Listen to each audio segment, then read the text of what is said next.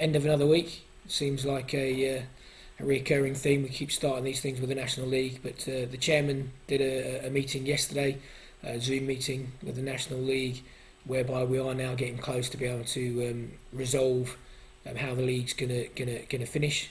It's looking pretty much like in the National League North, there'll be a non-weighted points per game with no playoffs. So I think I believe that we're going to have a board meeting. There is going to be some sort of vote that needs to go back to the National League for Monday. I don't know what the options that we're voting for are at the moment. I'm not sure that the chairman does. I only had a very, very brief conversation with him.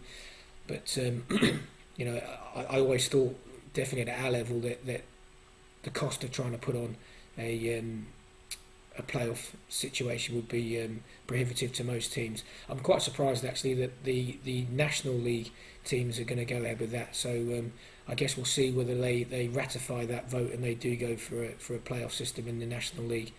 But we'll see. So yeah, at least we're getting closer to actually ending the season.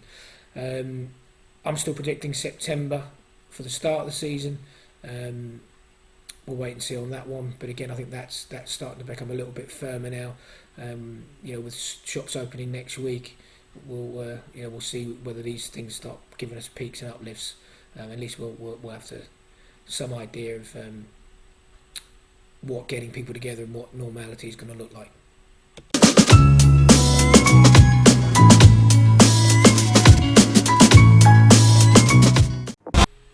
So what I thought might be interesting, hopefully be interesting, is to show you some of the technology we use inside the academy.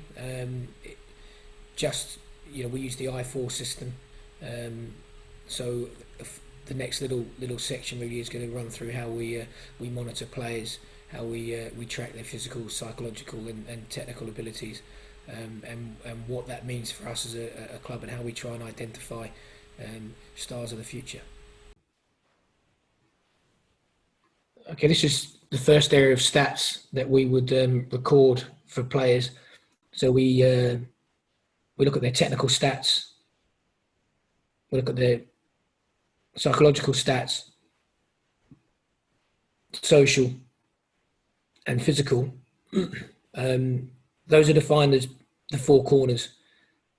We believe in the four corner system. That's probably the model that we use inside our academy. We also look at their psychometric. So from the age of about 14, we want to understand how the player is thinking. So not only do we know how good they are from a physical point of view and a technical point of view, but we understand how they think during a game, so how they're going to react. Some players need a bit more of a G'ing up. Some players need a bit more of a cuddle. So if we can understand their personality, we can understand how to get the best out of them. We do some physical testing. So we've got a standard set of physical tests that the players would undertake. Those get recorded. If they've been in a game where we've been using GPS, so we have GPS trackers, we can look at the standard GPS data that we get from each player from each game, where they've been on the field, that type of stuff.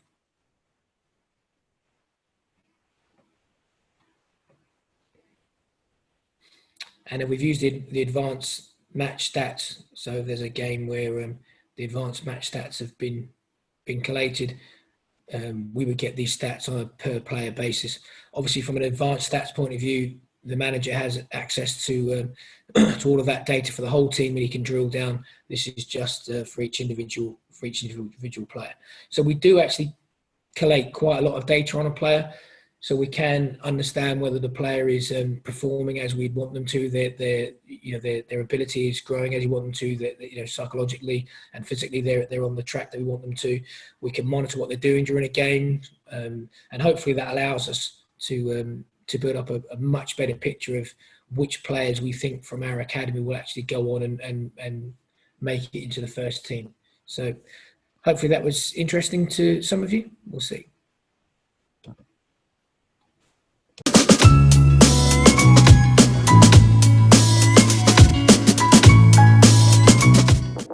Okay, so something I'm getting asked quite a lot about is players. We were hoping to have announced a couple of players by now. We have got some players on the fringes.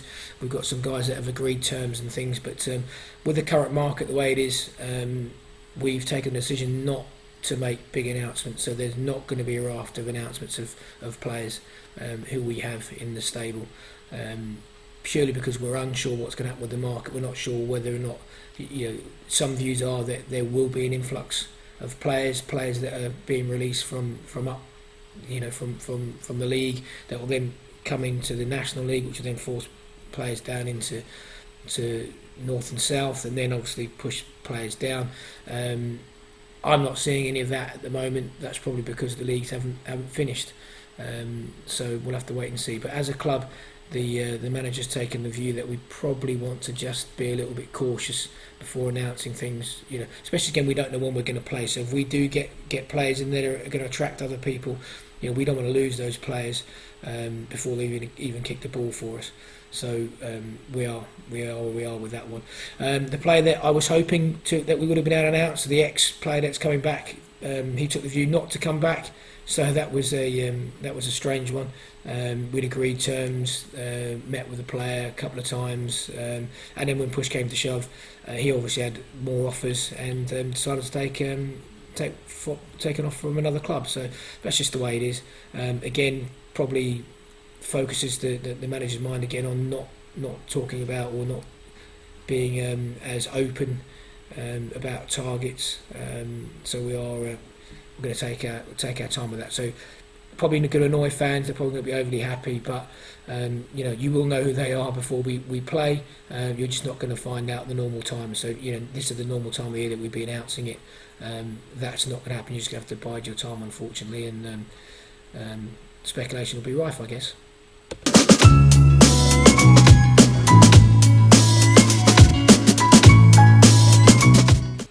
The final update for today is about esports. We've been talking about esports since the start of last season, both here in the UK and out in the States.